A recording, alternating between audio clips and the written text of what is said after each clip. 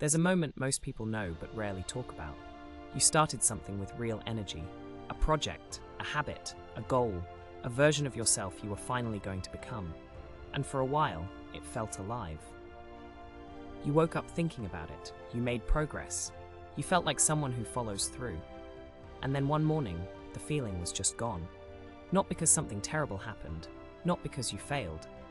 The motivation simply disappeared, the way a fire goes out when the wood runs low. And you were left standing there, wondering whether the whole thing was ever real, or whether you are simply someone who starts things and doesn't finish them. If that moment is familiar, this video is for you. Because the question we're exploring today is not how to get motivated again. It's something deeper and more honest than that. The question is, why do some people keep moving, even when the motivation is completely gone? What is that quality? Where does it come from? And can you build it, or is it something you either have or you don't? Let's begin with what motivation actually is, because most of us have been slightly misled about it. Motivation is a feeling, and like all feelings, it rises and falls. It responds to novelty, to reward, to social energy, to sleep, to blood sugar, to the weather, to whether someone said something kind to you this morning. Motivation is real, and it is useful, but it was never designed to be permanent. Expecting motivation to last is a little like expecting the first day of a relationship to last forever. The intensity was always going to change. That doesn't mean the relationship was false. It means it matured into something quieter and more durable. The people who keep moving when motivation disappears have usually, consciously or not, made a shift. They stopped relying on the feeling and started relying on something else. And that something else has a few different names depending on who you ask. Discipline, identity, purpose, commitment. But underneath all those words, there is a psychological structure worth understanding. Alfred Adler, the Austrian psychologist, whose work in understanding human nature shaped much of modern personality theory, observed something that still holds true today. He noticed that human beings are not primarily driven by pleasure or by power alone. They are driven by a need to belong, to contribute, and to feel that their existence has meaning within a community larger than themselves. When that sense of contribution is alive, people find a kind of courage that has nothing to do with mood. They move not because they feel like it, but because moving is part of who they understand themselves to be. This is a subtle but important distinction. When your action is tied to identity rather than feeling, the absence of motivation doesn't stop you. It just makes the action feel heavier for a while. You still do it, because not doing it would mean becoming someone you don't want to be.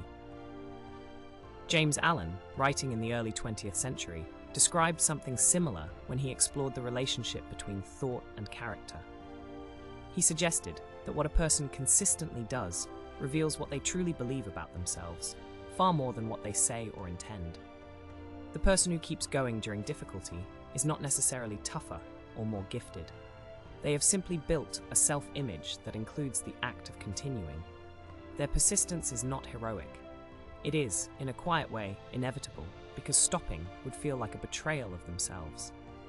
Napoleon Hill, whose work on the psychology of achievement influenced generations of thinkers, pointed to something he called definiteness of purpose. Not a vague wish, not a mood-dependent goal, but a clear and deeply held direction that functions almost like a compass.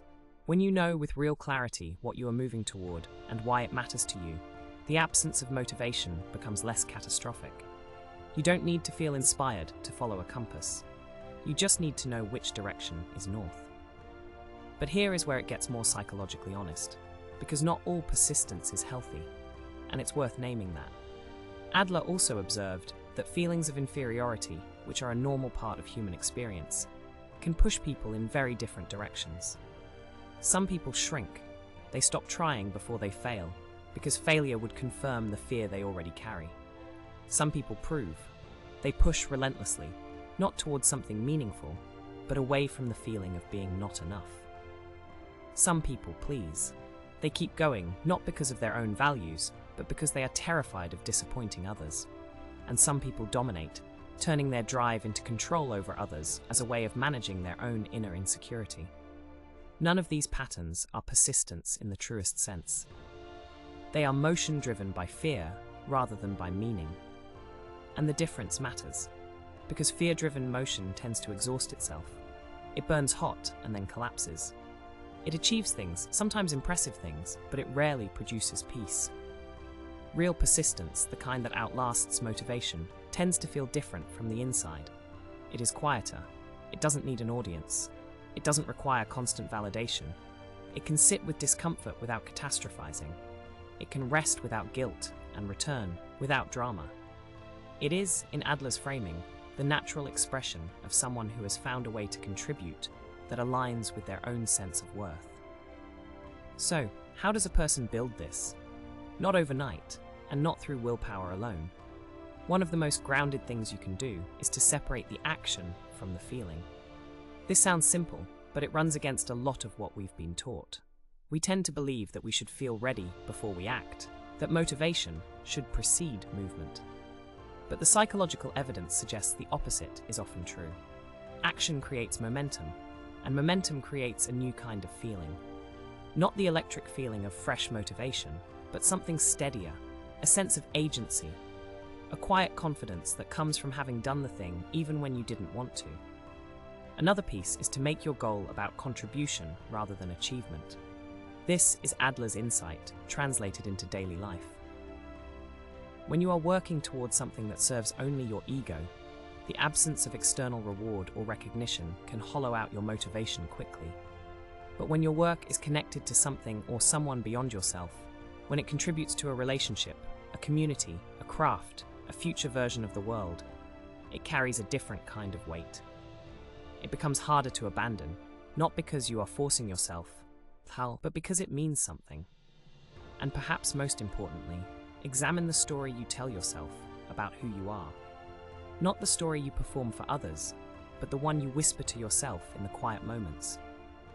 If that story says you are someone who gives up, then giving up will always feel like the path of least resistance. But if that story says you are someone who shows up, even imperfectly, even slowly, even on the hard days, then continuing becomes the natural thing. Not easy, but natural. This is not about toxic positivity. It is not about pretending the hard days aren't hard. It is about choosing, deliberately and repeatedly, the identity that serves your life, rather than the one that shrinks it. The people who keep moving when motivation disappears are not a different species. They have not been spared difficulty or doubt. Many of them have felt exactly what you feel right now. The difference is often simply this. They have found something worth moving toward that is larger than the feeling of the moment.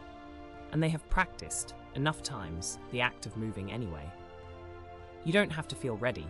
You don't have to feel inspired. You just have to take one small step that is consistent with the person you are choosing to become. That step, repeated quietly over time, is what persistence actually looks like. Not a dramatic surge of willpower. Just a direction, held gently, and followed even on the days when nothing inside you wants to. If this video gave you something to think about, consider sharing it with someone who might need it today. And if you want to keep exploring the psychology of how we think, feel, and grow, Inside the Labyrinth is here every week. And if this spoke to a part of you that rarely gets heard, stay with that feeling for a moment. You are not broken because you feel deeply. You are only beginning to understand yourself. Subscribe to Inside the Labyrinth for more reflections on the hidden patterns of the human mind.